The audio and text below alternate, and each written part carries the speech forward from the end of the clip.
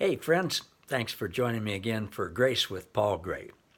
We're exploring for a few days the truth that God loves you and everyone unconditionally, and you can handle the truth. A major factor in learning what God is like and how God relates to us is based on the truth that God is exactly like Jesus. Exactly.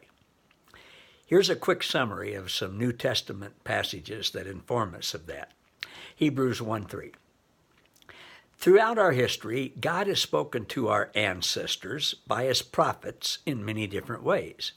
The revelation he gave them was only a fragment at a time, building one truth upon another.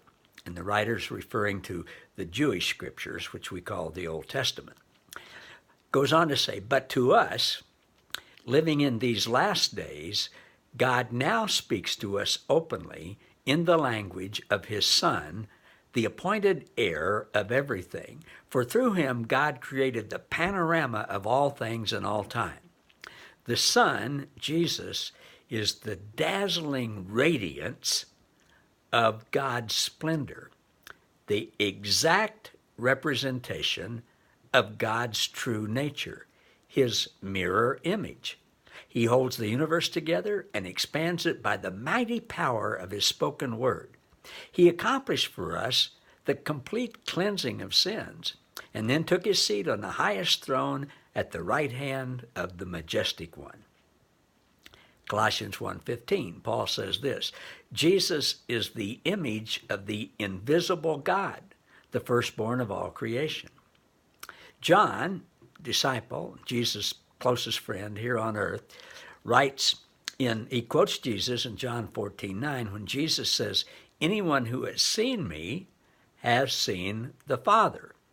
And then John quotes Jesus in John 10:30 and 38, John 14:20, John 17:11 and 21. Jesus says, the Father and I are one, the same. This is extremely important for your life. How you view God, how you relate to God, in knowing how God relates to you. God is just like Jesus. That's good news. So we look at Jesus and we look at how he relates to people. Many times it's actually in direct contradiction to the Jewish scriptures, the Old Testament, and what the religious leaders thought God was like. The religious leaders one time bring a woman who they apparently set up, caught in the very act of adultery. They bring him to Jesus. Their law says that when that happens to someone, she's to be condemned and stoned to death on the spot. No trial, no nothing. And that's a brutal, horrific, murderous way to die. They believed that's what God wanted. That's what God would do. Jesus flat out contradicted that belief and said to the woman, I certainly don't condemn you. Now go on from now and be free from a life of sin. One time Jesus uses a story, a parable, to show what God the Father is like. We call it incorrectly the parable of the prodigal son. This boy commits atrocities that made the Jewish leaders cringe when they heard him. Atrocities that according to their law, they thought God would have him be stoned to death for. Instead, Jesus has the boy's father, representing God the Father, welcome him with open arms, forgive him completely in advance, restore him and include him with full family rights, showers him with kisses and hugs, and throws a big party for him. That's what God the Father is like. And that's how he relates to you and me. Those two stories alone show how God treats the worst of the worst of the worst in Jesus' day and age. Another group that was despicable to the religious leaders of that day, a group they were sure God hated and would punish brutally, were the tax collectors. Jesus, however, seemed to be especially fond of them. He called two of them to be his disciples. He was fond of them and prodigals and prostitutes, sinners in general. He called those people to be his disciples, and he loved to hang out with them and eat and drink with them. And he got criticized for that because people didn't think God was like that.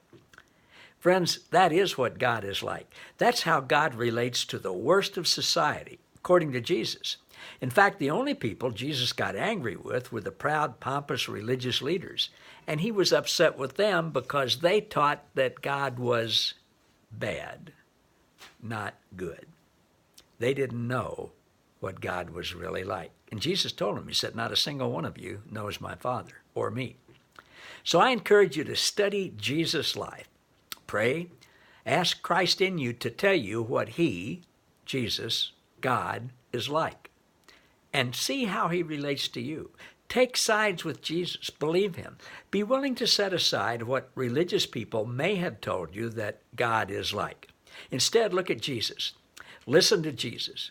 God is exactly like Jesus. That's the truth. And you can handle the truth. Thanks, everybody. See you next time.